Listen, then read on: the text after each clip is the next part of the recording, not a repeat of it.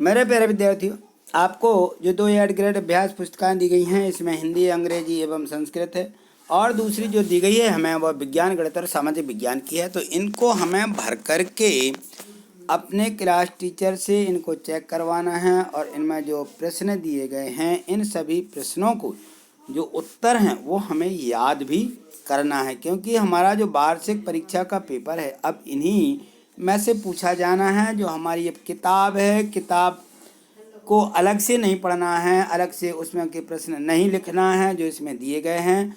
अब हमें इन्हीं पाठों को तैयार करना है।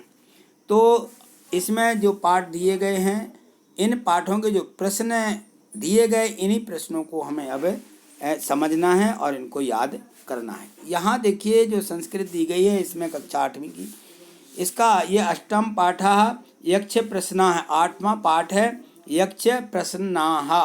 तो इसमें जो यक्ष के प्रश्न हैं वो इसमें पूरा विवरण दिया गया है।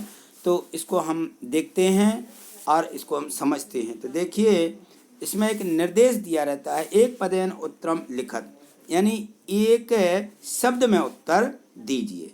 यहाँ प्रश्न 1 दिया गया है कि महाभारत पांडवानां वनवास कालम कुत्र वर्णितम अस्ति।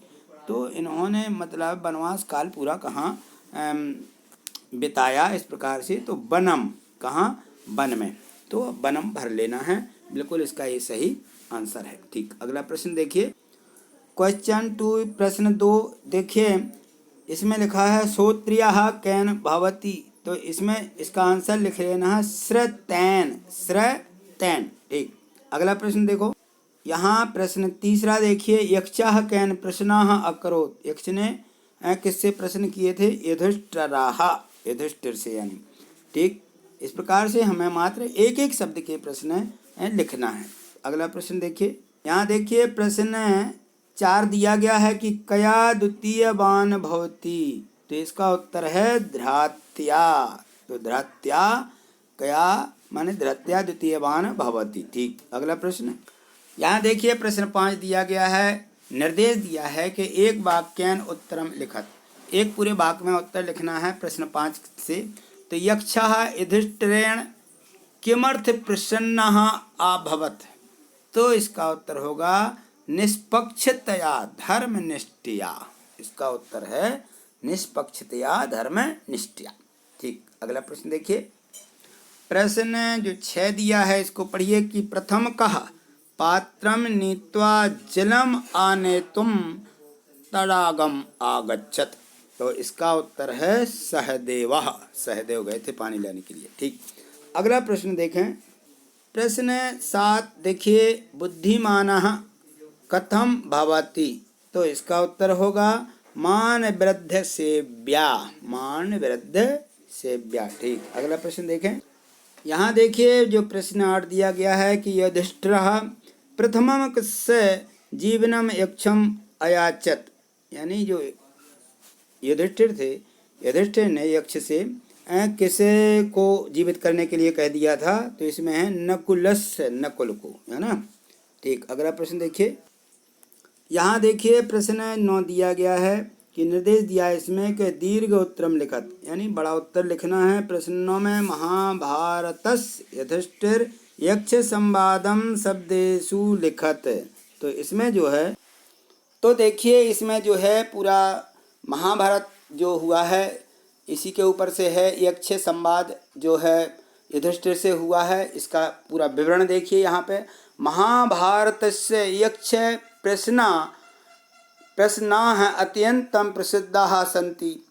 तो वन पर्व कथानुसार वनवास काले एकदा पांडवाः वने विचरन्तः आसन्। मार्गे द्रौपदी जलम अयाचत। प्रथमं सहदेव पात्रं नीत्वा जलम आनेतं समीपवर्तिनम् एकं तडागम आगच्छत्। पर्णा प्रयागच्छत् एव क्रमणे नकुलार्जुन भीमः आगच्छन् परम ते अपि न प्रयागच्छन्। अन्ते स्वयं युधिष्ठिरः तत्र गत्या आपश्यत्। मे चत्वारः अनुजः भूमौ निष्प्राणः पतितः। सः तत् कारणं ज्ञातुं एच्छत् सहसा एकः विशालकाय यक्षः आगच्छत् और तेनोक्तं यत् मम प्रश्नोत्तरं विना यदि त्वं जल गृहवासी तर्हि त्वमपि एव मयो निष्प्राणतं प्राप्स्यसि। अनन्तरं यक्षः प्रश्नान् अकरोत्। युधिष्ठिरस्य उत्तरे सन्तुष्टः अनुजेभ्य जीवनदानेन सहैव जलम अपि अददात।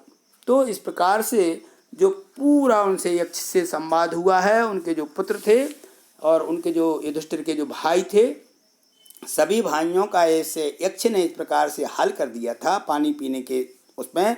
तो युधिष्ठिर से भी उन्होंने कह दिया था कि तुम ही यदि मान लीजिए इन प्रश्नों के उत्तर दिए बिना, अनंतरा यक्ष उसने कहा कि तुम यदि पानी पीते हो तो मेरे बिना प्रश्नों के उत्तर दिए आपका भी वही हाल होगा जो आपके भाइयों का हुआ है। तो फिर युधिष्ठिर उत्तरः संतुष्टा अनुजेभ्या, तो उन्होंने फिर युधिष्ठिर के जो प्रश्नों के उत्तर थे उनसे वो संतुष्ट हो गया और संतुष्ट होकर के उन्होंने कहा कि एक का आप जीवन दान मांग सकते हो। तो युधिष्ठिर ने क्या किया, अनुजेभ्यः जीवन दानेन सहदेव जलम अपि अददात। तो उन्होंने छोटा जो सबसे छोटा भाई था उसका जीवन दान मांग लिया था। ठीक, अगला प्रश्न देखिए। प्रश्न 10 दिया गया है कि पाठात तृतीया पंचमी युक्तानि पदानि चित्वा लिखत। यथा जैसे कैन श्रुतैन भूमयः। तो इसमें हमें भी यही इस प्रकार के शब्द लिखना है। इससे जो पाठ में आए हुए हैं तो इसमें देखिए, मे अन्ते विदन्ते वनमास काले गृहे प्रियस्ते में, ये जो उसमें शब्द आए थे वो हमने यहाँ पे लिख दिए। ठीक, तो इस प्रकार से प्रश्न 1 से 10 तक के जो हमें प्रश्न दिए गए थे सभी प्रश्नों को हमने समझ लिया है। अब हमें इनको अपनी नोटबुक जो वर्कशीट दी गई है उसमें इनको लिख लीजिए। आगे के जो पाठ दिए गए हैं उनकी वीडियो लेकर के मैं तुरंत ही उपस्थित होऊंगा। यदि चैनल को सब्सक्राइब नहीं किया है तो चैनल को सब्सक्राइब करके निश्चित ही रखिए, जिससे आगे के पाठ और अन्य विषयों की जो वीडियो है आपको मिल सके। थैंक यू, धन्यवाद।